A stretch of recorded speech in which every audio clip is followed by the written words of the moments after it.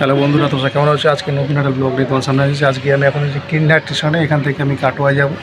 তো কিন্ডার আমোদপুর যে MIMO passenger বা ইমো পেসেঞ্জার যেটা বলা হয়, যে ট্রেনটা আসছে ঢুকছে। এখন বাজে 11:15। কাটোয়া ঢুকবে ট্রেনটা আসছিল। আমাদের স্টেশনটা পুরো দেখাই। এই হচ্ছে কিন্ডার শহরটা। কিন্ডার শহরে এটা ব্যাকগ্রাউন্ড। পেছনে এই দিক থেকে লাভপুর আছে, লাভপুর থেকে ট্রেনটা ঢুকবে। এখানে 2 নম্বর ট্রেন দেবে। এই ট্রেন এখন সোজা গিয়ে 2টো সময় কাটোয়ায় পৌঁছাবে। ট্রেনটা লাভপুর ছেড়ে আসছে এখন। এটা ওভারব্রিজ থেকে ভিডিও করছি। এটা ওভারব্রিজ।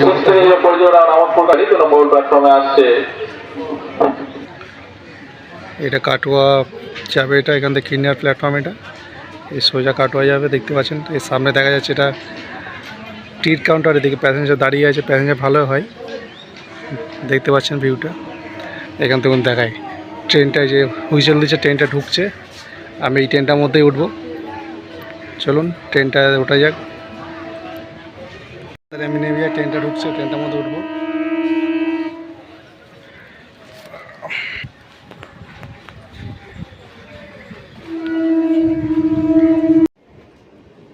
ট্রেন অলরেডি প্ল্যাটফর্মে ঢুকছে।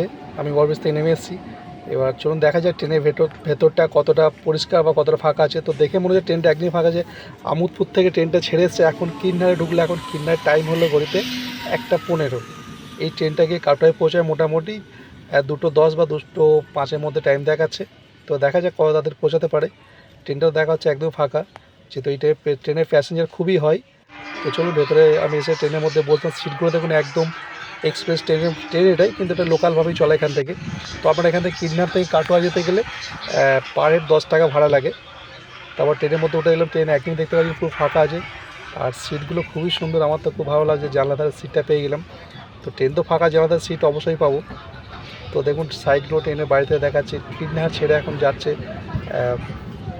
কিন্নার পরে মনে দাস কলগ্রাম আসছে, তারপরে জ্ঞানদাস কান্দ্রা, এরকম পরপর স্টেশনগুলো আসবে। আপনারা পুরো ভিডিও দেখতে থাকুন এবং চ্যানেলটিতে নতুন হতে চ্যানেলটিকে অবশ্যই সাবস্ক্রাইব করে নেবেন।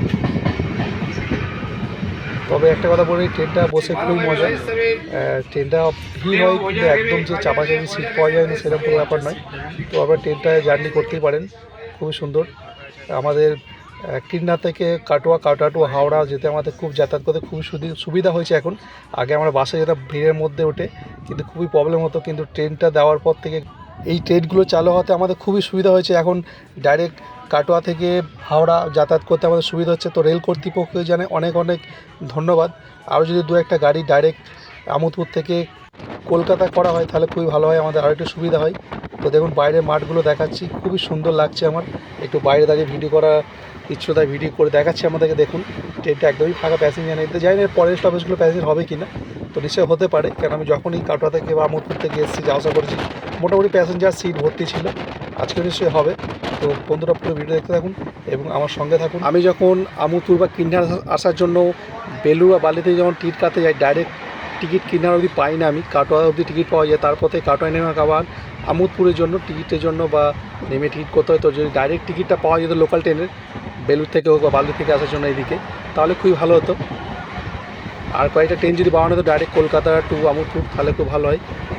বন্ধুরা আমার ভিডিও যদি আপনাদের ভালো লেগে থাকে অবশ্যই কমেন্টের মাধ্যমে জানাবেন আপনাদের মতামত। দেখা হচ্ছে বন্ধুরা পরের ভিডিওতে। ভালো থাকবেন, চ্যানেলকে সাবস্ক্রাইব করে নেবেন।